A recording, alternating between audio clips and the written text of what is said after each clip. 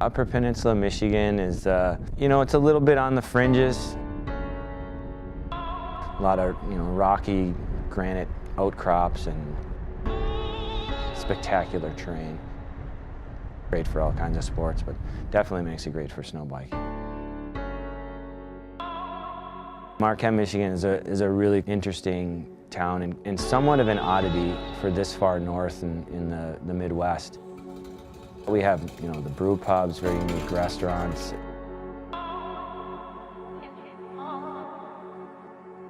It's kind of surprising, I think, for other people when they come from out of the area that we can have the unique aspects that we do this far north in the middle of a town that can get annually 200 inches and at times 350 inches of snow. I'm Mike Burnett. I'm a board member with the No Cayman on Trail Network, the NTN, here in Marquette, Michigan. We build and maintain and develop about 65 miles of trails. In the last 4 or 5 years, started to develop the snow bike route.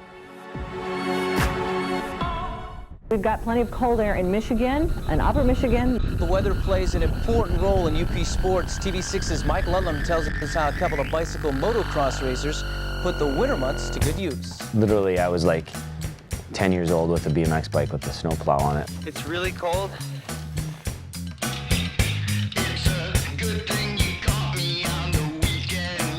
So part of the whole evolution, at least in the Marquette area, is people riding snowbanks in the wintertime to kind of, stay in shape and have a good time. We got them working for us. It's been going on forever, since probably the late 70s as far as I can tell.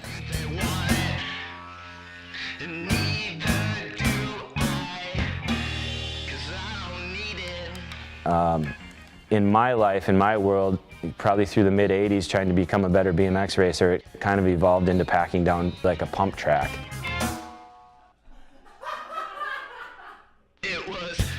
Area teens bike year-round and live for the challenges that winter brings. We work on it probably maybe 6 hours a day, starting at 9 o'clock when it's cold enough to start watering and shaping everything out. This is a pro class BMX bike. I just modified it by putting some studs in the tires to make it ride on the ice a little better. Even though they say they're bad boys, they're actually a gang of benevolent bikers. They say they stay out of trouble by keeping busy on their BMXs. Then it evolved, into this free ride thing where we were packing down with snowshoes stuff off of Sugarloaf Mountain or Hogsback or whatever we could find. Going off hucks and jumps and that sort of thing on big downhill bikes, which had a little bit bigger tire, but not like where we are now. And then it's evolved into these big fat tire bikes. Thankfully somebody came out and made a giant tire, which is ultimately what makes it happen.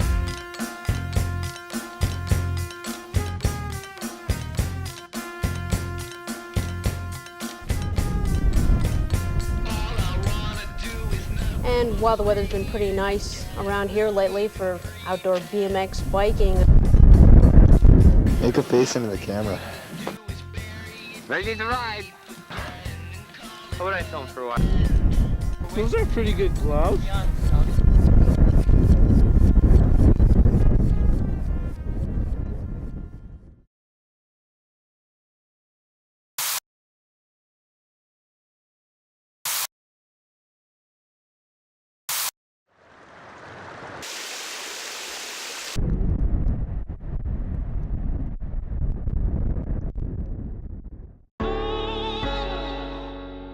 So riding snow, it's a little bit like mountain biking, but it's a little bit like skiing, not totally like anything else. Evan Simula, general manager at the Sports Rack in Marquette. You're already in such a different place when you're out riding groomed snow trail and stuff like that. The shore ice is even more like you're riding on Mars or a different planet almost. I guess the big thing is getting out and feels like you're in the middle of nowhere by yourself. Kind of hard to explain. You gotta get out and try it.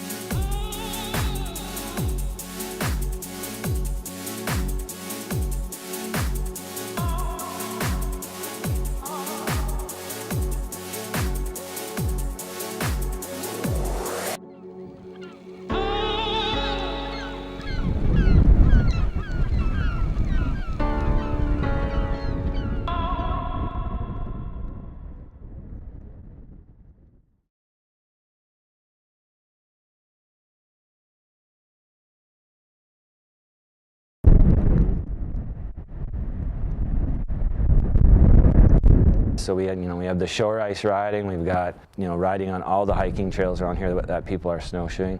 But on top of that, we needed to have a snow bike route, which is a standalone effort to make snow biking happen instantly.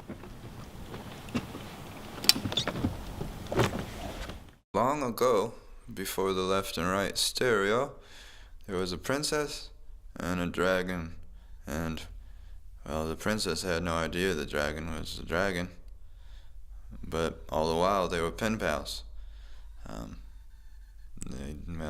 Princess didn't know the dragon was a dragon because the dragon had really good penmanship. So written on a scroll, a little torn around the edges with India ink, here we go.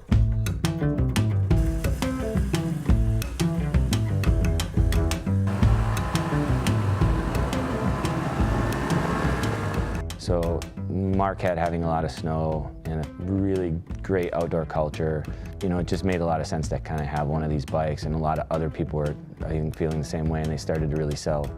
It kind of dawned on us that we needed to have a thing to pull behind something to make these bikes work on snow. And actually, early on, it wasn't even a chunk of metal, it was a roller that you'd roll your yard with.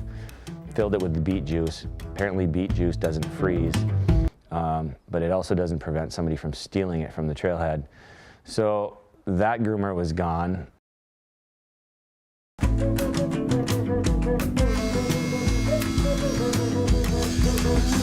And then we kind of designed and welded up, shaped out, cut off, added to, welded on more, kind of a homemade groomer. The goal was to get a groomer that could, more or less in one pass, make snow biking happen. Here we go. I gotta tell you something that I've never told anyone. I am a dragon. I am a dragon. Go on. Well, how can I? The groomer mimics a snowmobile trail groomer / cross-country ski trail drag. So kind of a box construction, some cutters. The cutters are kind of low in the snow, so the snow kind of rolls over that multiple times. So it takes the crystal and makes it a little bit round, and they bond together a lot better, and it makes a much more firm surface. When the machine goes through, it's an incredibly cool looking, very narrow corduroy, mountain bike trail, single track through the woods. So imagine you're mountain biking and all around you is literally 2 to 3 or 4 feet of snow. So this isn't like, Detroit where you might get 3 or 4 inches of snow and then the next day it melts and it's back to grass again. I mean, this is like Alaska stuff. This is like constant, but the groomer and the snowmobile is packing down essentially in the same spot. So it's kind of a very magical thing that it can be groomed enough to actually ride a bicycle through the, snow in the middle of winter. It's surreal. Did Marquette invent the snow bike single track? I'm really not sure. I'm not sure if anybody can actually make a claim to that. Over time, you don't know what people are doing out in the backwoods,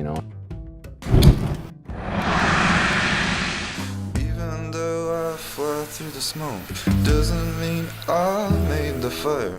I might have fire in my throat. Doesn't mean I made the fire.